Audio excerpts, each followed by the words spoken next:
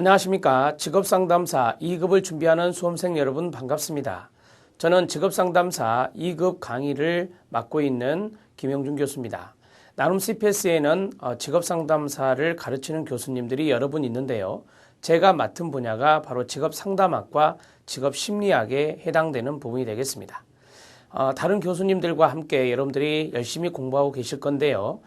직업상담사 2급은 1차 필기 문제, 그 다음에 2차 실기 문제, 즉 필답형의 문제까지 합격을 해야 최종 합격이다 이렇게 말씀드릴 수 있습니다. 대개 1차 필기 문제는 쉽게 통과되는 부분이 많습니다. 뒤에서 합격률에서 이제 말씀드리겠지만 대개 이제 합격률을 보면은 2배 차이가 납니다.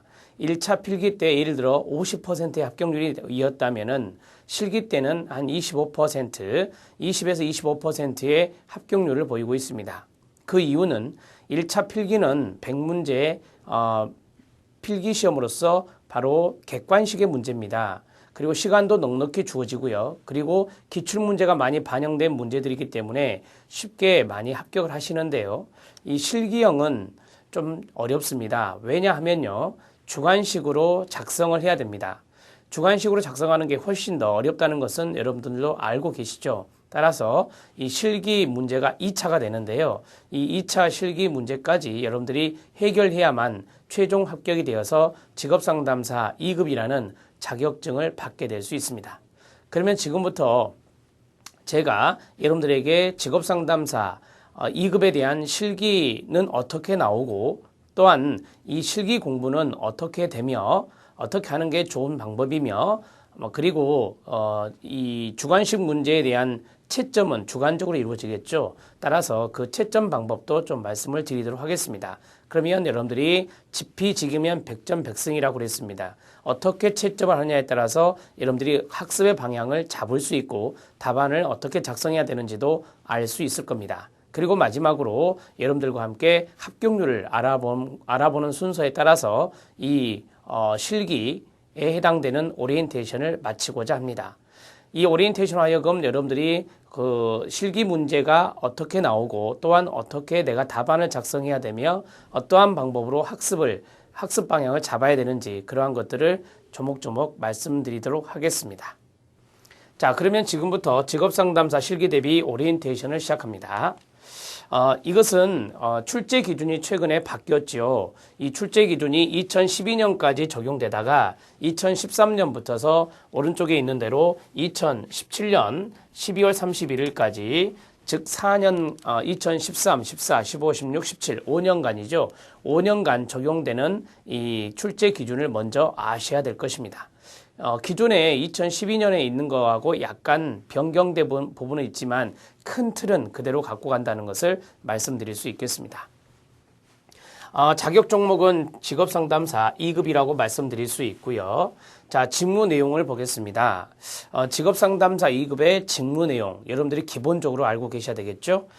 구직자, 구인자 및 실업자를 위한 취업, 직업능력 개발 상담을 제공하거나 초, 중, 고등학교, 전문대학, 대학의 학생을 위한 진학지도, 취업상담 등의 진로지도를 담당하며 이와 관련한 직업정보를 수집, 관리, 진로지도 프로그램 개발, 운영하거나 직업상담 관련 행정 업무를 수행하는 직무를 맡게 됩니다. 최근 관공서에서도 직업상담사 2급 자격 소지자를 뽑고 있습니다. 이거는 취업을 위한 것이죠. 그 다음에 학교에서도 진로상담은 되게 진로상담 교사가 많이 하지만요, 전문적으로 이제 위탁을 해서 계약직으로 들어가는 이 직업상담사 선생님들도 계십니다. 그리고 많은 부분 고용센터라든지 아니면 근로복지공단 이러한 곳에서 근무를 하고 계시다. 이렇게 말씀드릴 수 있겠습니다. 또한 직업전문학교에도 여러분들이 근무를 할 수 있습니다. 자, 그러면 수행 준거를 보시면요. 구직자, 구인자, 실업자를 위한 취업이나 직업능력 개발 상담을 할 수가 있습니다. 즉 취업 상담이나 직업능력 개발 상담이 가장 기본적인 내용이 되겠습니다. 학생을 위한 진학 지도 렌즈는 취업 상담을 할 수가 있습니다. 말씀드린 대로 이제 진로 상담을 할 수 있다라고 하는 거죠. 그 다음에 직업 관련 정보를 수집해서 제공할 수 있다. 이렇게 말씀드릴 수 있겠습니다. 이러한 상담 과정에서 심리검사 이러한 것들도 수행할 수 있는 거죠. 그래서 우리가 직업심리학이라는 것을 배우고 있습니다. 자, 기본적인 내용을 좀 말씀을 드렸고요. 자, 그 다음 이 검정 방법은 필답형입니다. 자, 주관식이라고 생각하시면 돼요. 자, 주관식이다 이렇게 정리하시고요. 그러면 시간이 조금 많이 주어져야 되겠죠. 그래서 2시간 30분이나 주어집니다. 18문제를 푸는데 2시간 30분이면 충분한 시간이라고 저는 생각하고 있습니다. 자, 그 다음에 직업상담 실무인데요. 이것은 이제 세부 항목입니다. 여기 범위 내에서 출제를 하겠다라고 하는 것인데, 자, 첫 번째는 직업상담사 자질을 평가한다라고 했는데요. 자, 심리검사, 즉 심리학 파트가 나오고요. 그 다음에 상담 기법 활용하기, 상담학 부분이 되겠습니다. 자, 그 다음에 두 번째는 직업상담사 자질평가 그대로 직업정보 분석하기입니다. 직업정보 분석을 해야 된다라고 말씀을 드렸었죠, 앞에서. 자, 그러면 앞에서부터 좀 보시죠. 여러분, 이 18문제의 분포는 뒤에서 말씀을 드릴 겁니다. 이제 여기에서는 기본적으로 출제 기준이 이렇게 마련되었구나라는 것을 다시 한 번 더 상기해 주시기 바랍니다. 자, 직업심리검사, 심리검사를 분류할 수 있어야 됩니다. 객관적 검사나 투사적 검사 이러한 것들이 시험에 잘 나오는데요. 이 심리검사에 여러 가지 검사들이 있죠. 제일 시험에 잘 나오는 게 되게 객관적 검사들이 많이 나옵니다. 그래서 이러한 검사들의 장단점 그런 것들도 있고요. 또한 이 더 디테일하게 들어가서 문제를 출제하는 경우도 있다는 것을 말씀드립니다. 자, 그 다음에 심리검사를 시행할 수 있어야 되고요. 심리검사 결과를 해석할 수 있어야 됩니다. 심리검사 결과를 활용할 수 있어야 된다.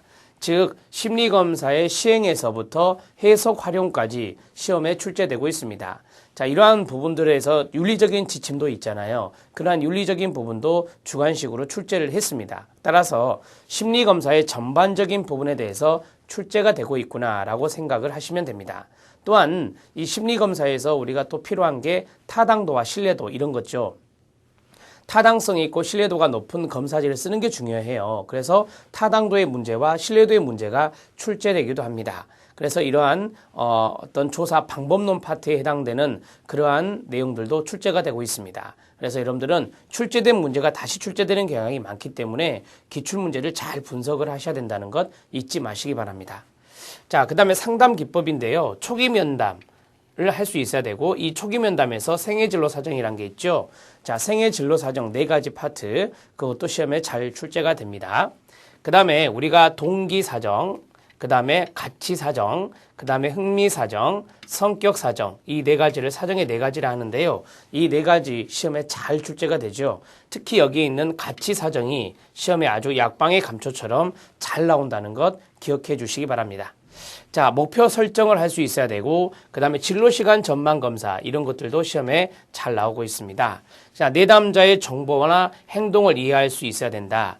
내담자의 정보나 행동을 이해할 수 있는 기법 아시죠? 예, 이러한 9가지 기지버스에 의한 9가지의 기법들이 있죠. 그러한 것들도 시험에 잘 출제가 되고 있다는 것 기억해 주시고요.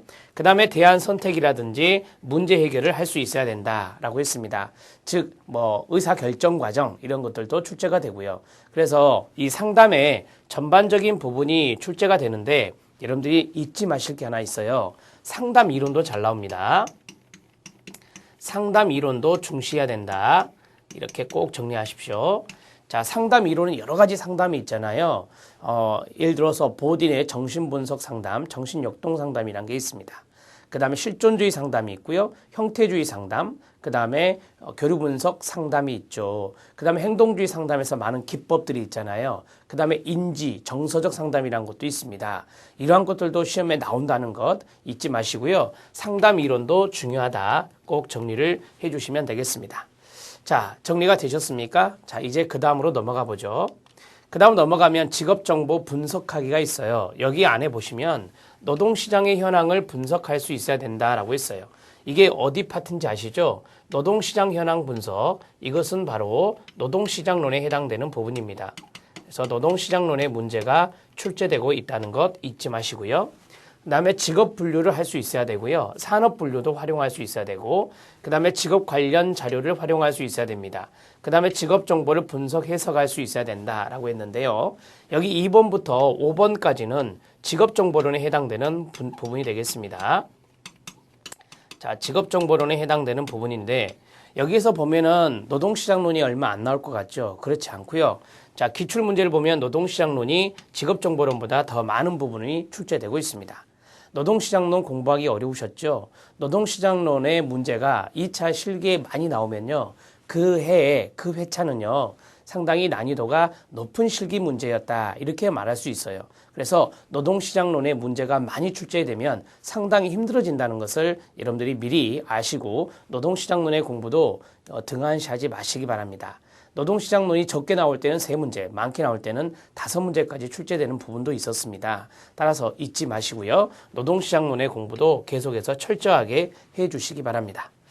자, 그러면 이제 출제 기준에 대한 내용은 이쯤에서 접고 이제 그 다음으로 넘어가도록 하겠습니다. 직업상담사 2급 실기시험 분야별 출제 문항수입니다. 자, 일반적인 것으로 말씀을 드리면요. 18문제가 출제가 됩니다. 거기서 일반적, 보편적으로 볼 때 이 정도 출제가 됩니다. 라고 소개해 드리는 겁니다. 자, 첫 번째 출제 분야는 직업상담학, 직업심리학, 노동시장론, 직업정보론 크게 4가지입니다. 잘못 말씀드렸죠? 죄송합니다. 자, 4가지 분야에서 출제가 되고요. 자, 여기에서 노동관계 법규는 제외가 된다는 것. 노동관계 법규는 1차에서 출제가 됩니다. 그리고 2차 실기에서는 출제가 되지 않는다는 것 알고 계시면 되겠습니다. 자, 그 다음에 총 18문제가 출제가 되고 있고요.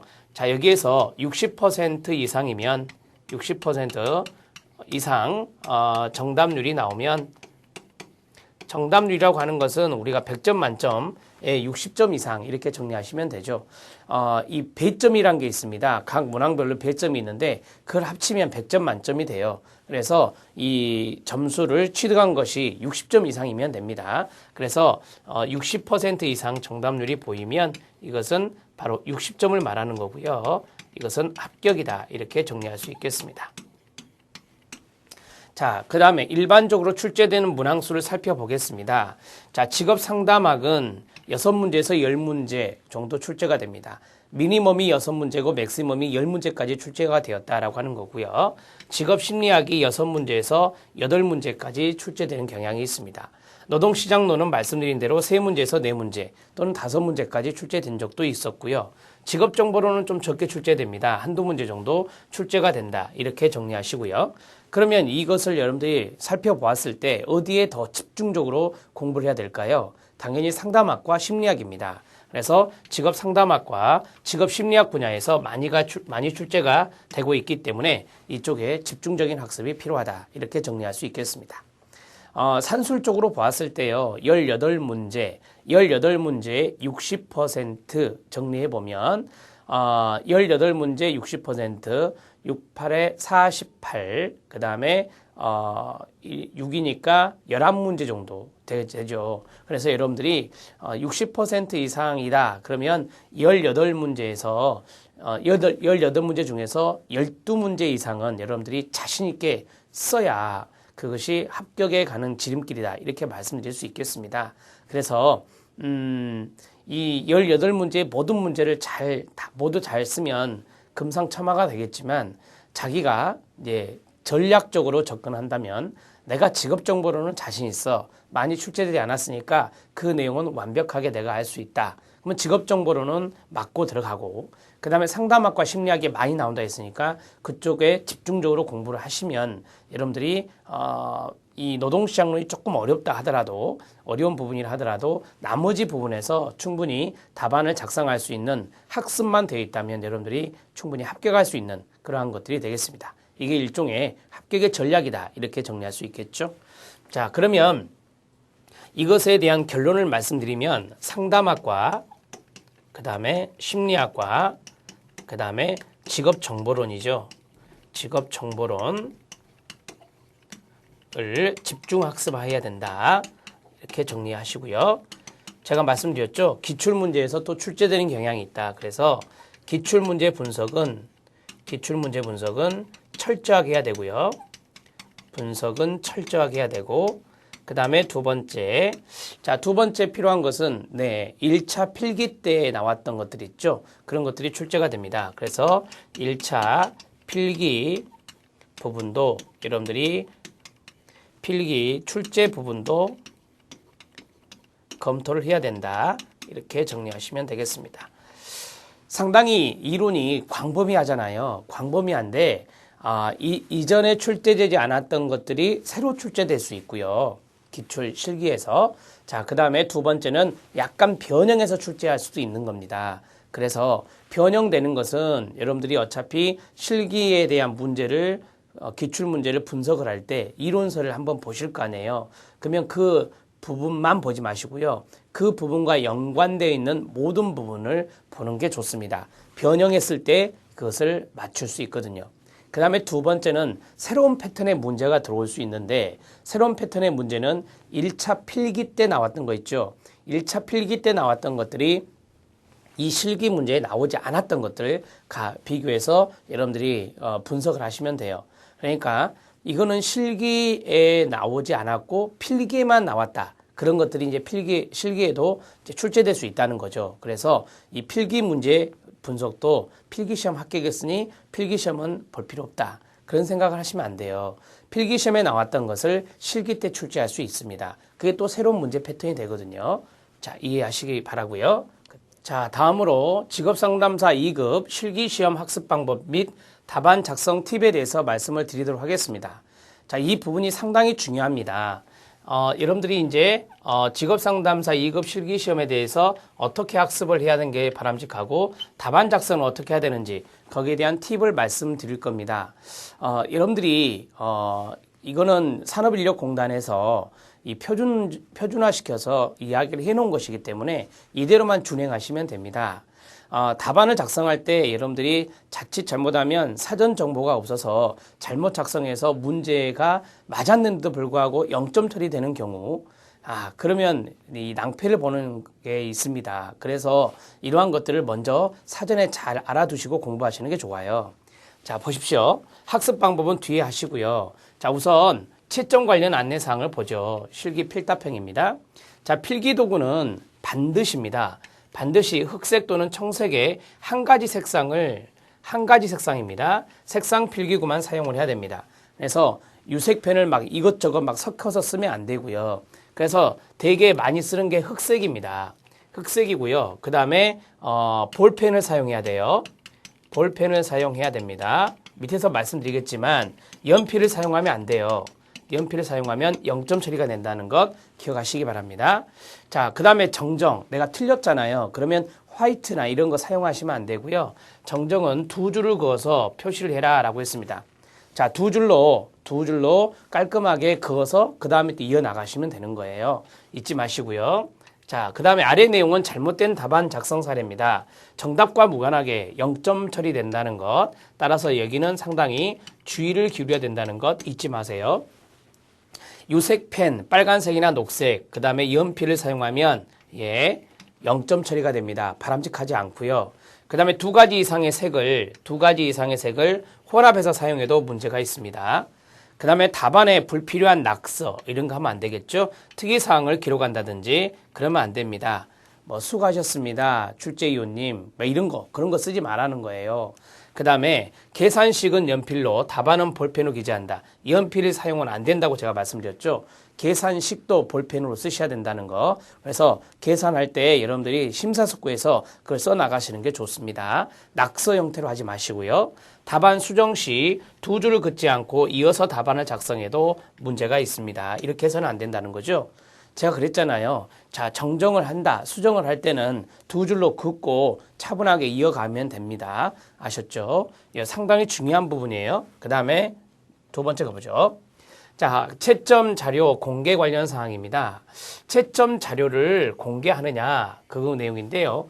필기시험 필답형의 경우 문제가 공개되지 않죠. 1차 필기 문제지는 갖고 나오는데 실기 문제지는 갖고 나오지 않아요. 문제, 답안지, 채점 기준은 비공개로 합니다. 그래서 일체 공개하지 않는다는 것. 과제별, 문제별 세부 점수 내역도 공개가 불가합니다. 자, 수험자 유의사항 16항에 의거해서 즉 과제별, 문제별로 세부 점수 내역이 있죠. 부분 점수라는 것도 주고 굴거든요. 그러한 것들을 공개하지 않는다는 것입니다. 자, 이렇게 정리해 주시면 되겠고 아무튼 비공개로 이루어진다. 이렇게 정리하시고요. 채점 기준입니다. 자, 채점 기준은 출제위원회 문제 출제 당시 출제 의도나 문항별 난이도, 문제 구성 형태에 따라 모범 답안을 확정을 합니다. 확정하고 그에 따라서 여러 출제위원이 수험자의 답안을 함께 채점하여 평균점을 산정하게 됩니다. 즉 객관적인 것을 너무 개인의 주관이 들어가면 안 되니까 함께 출제를 해서 거기서 평균점을 산정을 해서 이 사람의 최종 점수로 한다는 거죠. 그래서 주관식 문제 채점을 여러 출제위원이 함께 채점을 한다는 거. 그래서 객관성을 많이 확보하려고 노력하고 있습니다. 자, 부분 점수 부여 기준입니다. 자, 이 부분 좀 잘 유념해 주세요. 자, 보십시오. 계산식 관련입니다. 계산 과정과 답이 모두 맞아야 정답으로 인정이 됩니다. 즉 계산식의 내용이 있다면 계산 과정, 되게 노동시장론이나 직업정보론 파트에 많이 나오는 거예요. 계산 과정과 답이 모두 맞아야 됩니다. 자, 부분 점수는 없습니다. 즉 계산 문제에서 부분 점수는 없다는 것. 단위와 반올림 등은 문제에서 요구하는 대로 표기해야 됩니다. 뭐 예를 들어 소수점 둘째 자리에서 반올림. 자, 이렇게 되면은 이제 그 요구하는 대로 해줘야 된다는 거죠. 그래서 단위라든지 반올림 등은 문제에서 요구하는 대로 표기하면 됩니다. 계산은 틀렸고 답은 맞았다. 부분 점수 없다는 거예요. 자, 계산식은 맞는데 마지막 숫자 답이 틀렸다. 그래도 부분 점수 없다는 거예요. 둘 다 맞아야 된다는 것입니다. 잊지 마시기 바라고요. 자, 그 다음에 두 번째. 자, 가지수 요구 문제가 있습니다. 몇 가지 쓰세요. 이런 거 있죠. 부분 배점을 실시합니다. 자, 그리고 난이도에 따라서 균등 배점이 아닐 수도 있습니다. 균등 배점이 아닐 수 있다라고 하는 것은 쉽게 말하면 여기에서 난이도에 따라서 균등 배점 모든 것에 한 가지, 두 가지, 세 가지 썼는데 거기서 똑같이 배점이 이루어지느냐? 그게 아니라 어려운 부분을 만약에 맞췄다. 이 사람이 정말 이거 생각이 어려운 건데 맞췄다. 그럼 난이도가 있는 거잖아요. 따라서 난이도에 따라서 배점이 이루어질 수 있다. 이렇게 정리하시면 돼요. 균등 배점이 아닐 수도 있다는 것은 이 좀 차이를 둘 수 있다라고 하는 거죠. 자, 그 다음에 예를 들어서 5개를 적는 문제에서는 개수당 1점이 될 수도 있고, 자, 5개를 적는 문제다. 5점짜리예요. 그러면 1점, 1점, 1점 줄 수도 있고, 중요도를 고려해서 5개면 만점, 3개, 4개면 3점, 2개면 1점 이렇게 줄 수 있다라고 하는 거죠. 그러니까 이 사람이 예를 들어서 5개를 썼는데 그 중에서 한 2가지가 틀리고 3가지가 맞을 수 있잖아요. 그럴 때는 이제 부분 배점을 줄 수 있다라고 하는 겁니다. 문제에서 요구한 가지수 외의 답변부터는 채점 대상에서 제외됩니다. 자, 예를 들어서 3가지를 쓰라겠는데 5가지를 썼어요. 근데 3가지가 맞았어요. 3가지가 맞았는데 나머지 2가지는 신경 쓰지 않는다는 거죠. 이해되셨나요? 그러니까 여러분들이 그냥 쓰더라도요. 가장 정확하게 생각하고 있는 것. 그것부터 쓰는 게 맞습니다. 그것부터 써야 됩니다. 반드시. 그러니까 아리송한 것을 먼저 쓰면 낭패를 볼 수가 있으니까 여러분들이 가장 정확하게 아는 것을 먼저 써나가시는 게 좋습니다. 자, 부분 점수 관련 사항 세부 설명을 해보도록 하겠습니다. 자, 문제에서 요구한 가지수 이상의 답안을 작성했을 때는 질문 보세요. 대한민국 광역시 이름 3가지만 쓰시오라고 했어요. 자, 수험자가 어떻게 기재했냐면 광주, 천안, 대구, 부산 4가지를 썼잖아요. 그럼 요구한 3번까지만 채점을 합니다. 그래서 1번 정답, 이 천안은 광역시가 아니잖아요. 그래서 2번은 오답이 돼버려요. 그 다음 3번은 정답으로 득점을 부여한다. 4번 이것은 부산은 광역시잖아요. 자기가 맞았음에도 불구하고 여기에서는 채점 대상에서 제외한다는 거예요. 그럼 이 사람은 결론적으로 3점짜리일 때 2점밖에 못 받는다는 거죠. 그래서 정확한 것을 먼저 써가는 게 중요합니다. 자, 정확한 내용을 먼저 기입하는 게 좋아요. 내용을 먼저 기입하라. 이것이 꼭 필요한 부분이 되겠습니다. 잊지 마시고요. 자, 두 번째 사례를 보시죠. 자, 정답과 오답이 함께 기재된 경우 오답 처리라고 했습니다. 자, 예를 들어서 이거는 가지수가 아니에요. 대한민국의 수도는 그랬어요. 그러면 서울과 부산. 이거는 정답이고는 오답이잖아요. 그럴 때는 오답 처리 0점이 된다라고 하는 거죠. 이해되시죠? 자, 그 다음에 세 가지수 요구 문제 및 정답과 오답이 함께 기재된 경우, 그러니까 1번과 2번이 같이 들어있는 경우입니다. 대한민국의 광역시 이름 세 가지만 쓰시오라고 했어요. 자, 보세요. 답안을 보시면 자, 광주라고 했죠. 그럼 이건 정답이잖아요. 자, 그 다음에 2번은요. 자, 인천과 천안이 있어요. 이건 정답이고는 오답이죠. 정답과 오답이 기재되어 있습니다. 당연히 틀리다고 볼 수 있겠죠. 3번 대구 정답입니다. 그래서 득점으로 부여해서 이거는 2점짜리가 된다. 그러니까 3점짜리일 때 이게 1점, 이게 1점 해서 2점으로 부분 점수가 부여된다는 겁니다. 이해되셨죠? 그러면 여기에서 여러분들이 부분 점수화해서 채점을 맨다라는 것을 알고 계셔야 되고요. 두 번째, 부분 점수를 맬 때 내가 답안 작성을 어떻게 하는 게 가장 바람직한가? 결론은 하나예요. 여러분들이 생각하고 있는 가장 정확한 지식이 있다. 그것을 1번, 2번, 3번 이렇게 써 내려가야 된다라는 거죠. 이것이 답일 수도 있고 아닐 수도 있다라고 생각하는 아리송한 것은 위쪽에 분포시키면 안 돼요. 밑에다가 써야 된다는 거죠. 그래서 정확한 내용을 먼저 기입하는 습관, 그게 중요하다는 겁니다. 자, 이것이 바로 여러분들이 답안을 기재해야 할 중요한 요령이다. 이렇게 말씀드릴 수 있고요. 자, 이제 답안 작성 형태를 보시죠. 답안 작성 형태입니다. 단답, 소술, 기술, 설명하시오에서 어느 정도까지 작성해야 하는지 명확한 기준은 없습니다. 명확한 기준은 없지만, 자, 제가 이제 직업상담사 2급을 합격한 사람이거든요. 그래서 제가 한번 경험담을 말씀드리면 조금 길게 쓰는 게 좋아요. 그래서 너무 1번 이 세 가지를 써라 그래서 1번, 2번, 3번 단답식으로 끝내버리면 그것도 조금 문제가 될 수 있습니다. 그래서 예를 들어서 개념 타당도의 종류 세 가지를 쓰시오라고 했어요. 그러면 개념 타당도의 종류 세 가지가 무엇입니까? 개념 타당도는 구성 타당도, 구인 타당도라고 하죠. 1번 요인 타당도, 2번 수렴 타당도, 3번 판별 타당도. 이렇게 단답식으로 끝내면 이 채점이 부분 점수가 될 수가 있어요. 그래서 이게 만약에 5점짜리예요. 5점짜리인데 3개만 썼다. 그러면 맞아요. 세 가지가 종류는 맞지만 거기에 대해서 의미를 좀 설명해 줄 필요가 있습니다. 그렇게 했을 때 5점 만점을 받을 수 있는 겁니다. 그래서 너무 단답식으로 답을 처리하는 것은 좀 문제가 있다. 이렇게 말씀드릴 수 있겠습니다.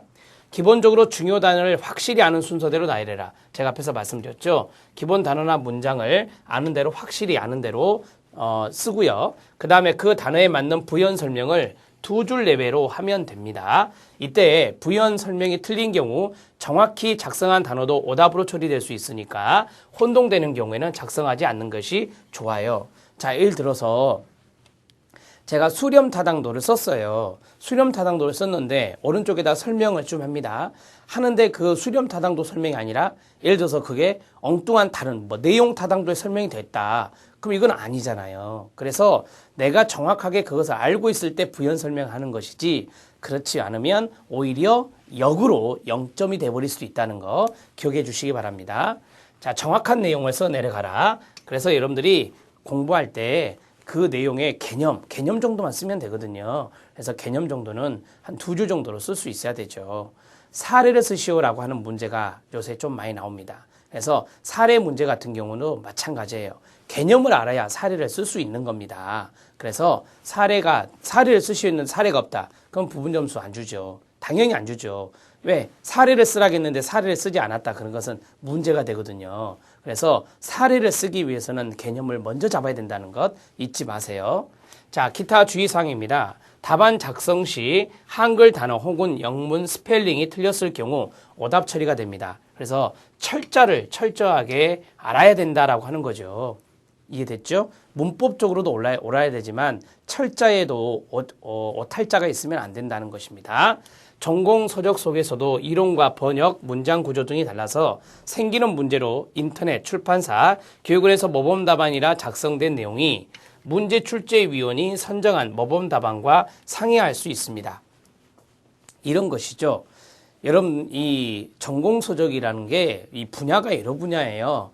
상담학이 있고 심리학이 있고 사회복지학이 있고 교육학이 있고 거기서 쓰는 용어가 다 똑같지 않습니다.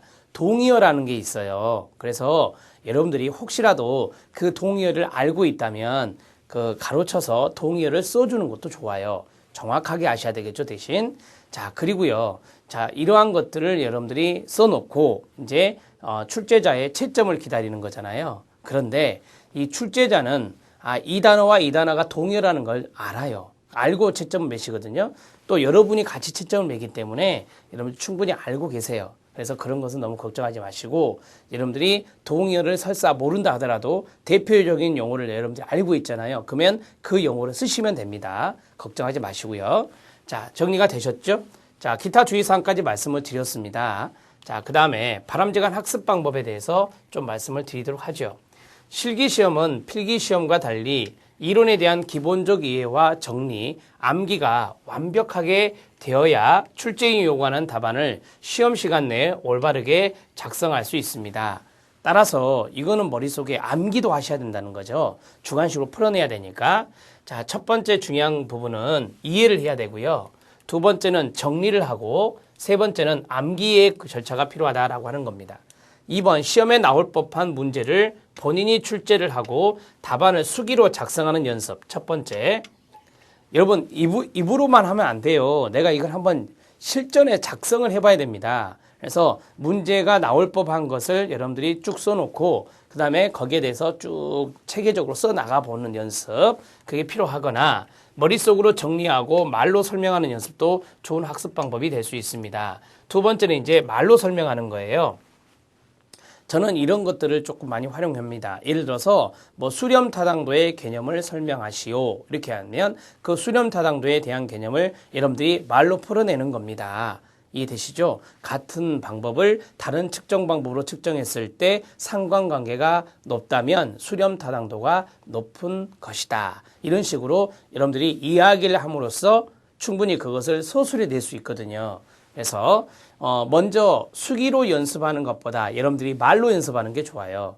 그걸 녹음하는 것도 센스죠. 왜냐하면 자기가 말한 것을 이미 지나가 버렸잖아요. 따라서 녹음을 해서 내가 그 부분에 틀림이 있는가 없는가 그걸 한 번 더 캐치를 하고 자, 내가 이제 말을 할 줄 안다고요. 안 보고 하셔도 당연히 말을 할 수 있다 이 부분에 대해서 그러면은 쓸 수 있는 거죠. 그래서 그러한 것들을 여러분들이 반복적으로 계속적으로 하시면 도움이 됩니다. 자, 기출된 문제를 보면은 문제의 변형만 있을 뿐 출제 기준도 동일하며 대부분 비슷한 유형으로 출제가 되므로 이론서의 내용을 충분히 학습한다면 답안을 작성하는데 어려움이 없다라고 했습니다. 이건 앞에서 말씀드렸잖아요. 18문제에서 새로운 문제가 나오는 것은 되게 한두 문제에 불과합니다. 그래서 이전의 문제가 그대로 나오든 이전의 문제가 약간 변형되어 나오는 패턴이 가장 많아요. 그렇기 때문에 기출문제 분석을 철저하게 하셔야 된다는 것이 가장 원칙입니다. 자, 그리고 나서 여러분들이 이제 이것은 출제가 어떻게 된다라는 것에 대한 팁을 말씀드린 거고요. 학습 방법은 이해를 하고 그 다음에 거기에 대해서 정리를 하고 그 다음에 암기를 해야 되는데요. 그러한 방법에는 두 가지의 방법이 있다. 하나는 내가 녹음기를 켜놓고 녹취를 한다는 거죠. 이야기를 함으로써. 그래서 어떤 부분에 문제가 있는가 그걸 보고 그다음에 두 번째 자 문제를 써놓고 내가 그것을 답안을 수기로 작성해 본다는 겁니다. 직접 작성해 본다는 거죠. 그래서 이 두 가지의 절차를 여러분들이 잘 해주신다면 실기 문제는 금방 합격할 수 있습니다. 어려움이 없이 합격할 수 있다는 겁니다. 반복이 중요합니다. 반복적으로 계속 해주시기 바랍니다. 자, 바람직한 학습 방법은 연습과 반복입니다. 연습을 해야 되고 그 다음에 반복을 해야 된다는 것 그것이 가장 중요한 팁이다 이렇게 정리할 수 있겠습니다. 자, 이제 합격률을 좀 보실래요? 직업상담사 2급에 대한 검정 현황입니다. 자, 아래가 2000년도, 2012년도입니다. 자, 2000년도부터 2012년도 이거는 큐넷 사이트에 있는 것을 가져왔는데요. 자, 제가 말씀을 드렸었죠. 보십시오. 이제 소개를 보시면요. 자, 이게 1차 필기고 이게 2차 실기란 말이에요. 전체 소개를 보시면 40.4%고요. 그 다음에 여기를 보시면 23.5%입니다. 실기가. 그래서 실기 합격률이 많이 낮다 이렇게 볼 수 있겠습니다. 이 필기도 보시면은 되게 50%까지 올라간 적도 있어요. 그래서 필기 시험 문제가 어렵게 출제될 때도 있거든요. 그래서 이 필기 문제 같은 경우는 여러분들이 기출 문제를 잘 분석을 하세요. 그게 가장 먼저 중요한 것입니다. 그리고 이미 여러분들은 이제 필기를 합격하고 필기 합격한 다음에 2년 동안의 유예 기간이 있어요. 그래서 무려 6번의 시험 기회가 주어집니다.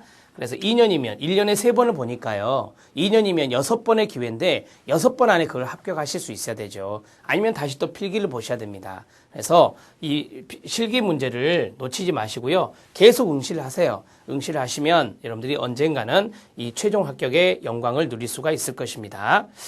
꼭 정리를 해 주시고 그 다음에 이것은 이제 지금 연도별이잖아요. 그래서 3회차를 한꺼번에 평균을 낸 것입니다. 그래서 1회, 2회, 3회 이렇게 있잖아요. 대개 보면 1회 때가 어려우면 2회 때가 약간 쉽고 그 다음에 또 3회 때가 어렵고 이렇게 가거든요. 자, 그런 식으로 우리가 회차별로 한 회는 어렵다면 한 회는 쉽고 이런 식으로 출제가 되고 있다는 것도 여러분들이 좀 보실 수 있어요. 이거는 기출문제를 분석하면서 느낀 점입니다. 그래서 기출문제 분석을 했을 때 여러분들이 뭐 2013년도, 2014년도 이렇게 계속 가실 때 이 앞에 실기 문제를 쭉 보니까 내가 할 수 있는 것들이 나왔어. 그럼 그 다음에는 좀 어려워진다는 거죠. 그 다음에 좀 쉬워진다는 거고요. 그렇게 여러분들이 감안하고 공부를 하시면 돼요. 이해되셨죠? 자, 그래서 이 실기를 보시면요. 최근 한 5년 정도를 볼까요? 최근 한 5년 정도를 보면 2008년도를 보십시오. 21%, 24%, 27.6%, 24.2% 계속 20%대였다가 자, 2013년도에는 17.1%예요. 2012년도죠. 2012년도에 17.1% 상당히 좀 많이 떨어졌습니다. 그만큼 어렵게 출제가 됐다는 거죠. 2012년도에 새로운 것들이 많이 들어왔습니다. 그래서 2013년도 여러분들이 준비하고 계시는데요. 2013년도에도 어떤 회차는 약간 쉽게 나올 겁니다. 어떤 회차는 좀 어렵게 나오고요. 그러한 것들을 무서워하지 마시고 여러분들이 이제까지 기출문제 또 변형된 문제가 또 나오겠죠. 그래서 기출문제 분석을 철저하게 해주시면 여러분들은 최종 직업상담사 2급에 합격할 수 있을 것입니다. 여기까지가 여러분들과 함께 했던 직업상담사 2급 실기시험에 대한 오리엔테이션입니다. 여러분들에게 많이 도움이 되었으면 좋겠습니다. 출제 기준, 그 다음에 답안 작성에 대한 팁, 그 다음에 출제 경향, 그리고 학습 방법, 그리고 마지막에 합격률까지 살펴보았습니다. 여러분들이 이러한 내용, 동영상 내용을 제가 다음 나눔복지교육원, 그 다음에 네이버의 나눔복지교육원에 오픈시켜 드리겠습니다. 이것을 잘 봐주시고 학습의 방향을 잘 잡아주시면 되겠고요. 여러분들이 최종 합격할 수 있도록 나눔 CPS는 최선을 다해서 여러분들에게 양질의 교육을 제공하고 또한 양서도 여러분들에게 제공될 수 있도록 최선의 노력을 다해 출간하도록 하겠습니다. 열심히 공부해 주시기 바랍니다. 수고하셨습니다.